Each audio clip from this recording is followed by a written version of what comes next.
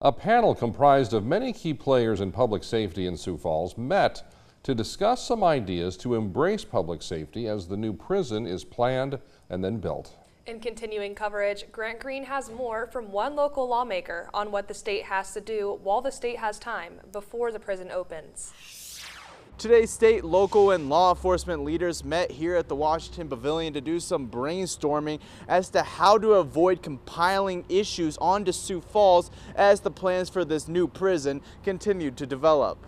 Although details were broad, the group came to a consensus that the state will have to be willing to allocate even more money to the needs of public safety officials. If you invest early, you save money later, okay?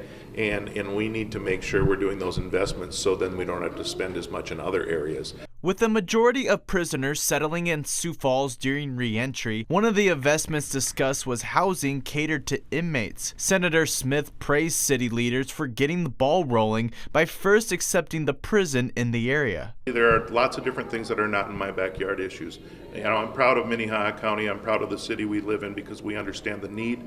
We understand that there are certain things that people have to sometimes step up and do the right thing when necessary, when nobody else is willing to do it, and that's a sign of true leadership, I think. One resident told lawmakers she would like to see the reentry process better spread across the state so that reoffenders aren't so concentrated in Sioux Falls. Every time someone has another crime or their child has a crime, we have to provide for judicial and law enforcement.